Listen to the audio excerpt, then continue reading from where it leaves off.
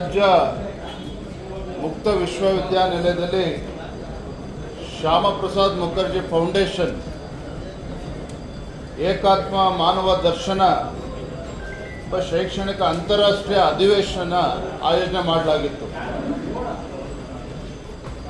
ಕೇಂದ್ರದ ಸಚಿವರಾಗಿರುವಂತಹ ಧರ್ಮೇಂದ್ರ ಪ್ರಧಾನ್ರವರು ಕೂಡ ಆ ಕಾರ್ಯಕ್ರಮದಲ್ಲಿ ಭಾಗವಹಿಸಬೇಕಾಗಿತ್ತು. ಆದರೆ ರಾಜ್ಯ ಸರ್ಕಾರ ಏಕಾಏಕಿ ಈ ಕಾರ್ಯಕ್ರಮವನ್ನು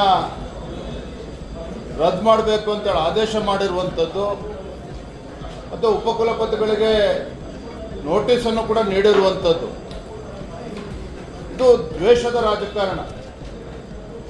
ವಿಶ್ವವಿದ್ಯಾನಿಲಯದಲ್ಲಿ ನಡೀತಕ್ಕಂಥ ಕಾರ್ಯಕ್ರಮಕ್ಕೂ ಕೂಡ ಇವರು ಕಲ್ಲಾಗ್ತಕ್ಕಂಥ ಕೆಲಸ ಮಾಡ್ತಾ ಇದ್ದಾರೆ ಅಂತ ಹೇಳಿದ್ರೆ, ಇವತ್ತೇನು ರಾಜ್ಯ ಸರ್ಕಾರ ಬೆಳಗಾವಿನಲ್ಲಿ ದ್ವೇಷ ಭಾಷಣದ ಮಸೂದೆಯನ್ನು ತಂದರು, ನಿಜವಾಗ್ಲೂ ಕೂಡ ಇವರ ವಿರುದ್ಧ ರಾಜ್ಯ ಸರ್ಕಾರದ ವಿರುದ್ಧವೇ ಕ್ರಮವನ್ನು ಕೈಗೊಳ್ಳಬೇಕಾಗ್ತದೆ. ಅಂದರೆ ಶೈಕ್ಷಣಿಕ ಕ್ಷೇತ್ರದಲ್ಲೂ ಕೂಡ ಈ ರೀತಿ ಒಂದು ರಾಜಕೀಯ ಹಸ್ತಕ್ಷೇಪ ಮಾಡುವಂಥದ್ದು ರಾಜ್ಯ ಸರ್ಕಾರಕ್ಕೆ ಶೋಭೆ ತರುವಂಥದ್ದಲ್ಲ.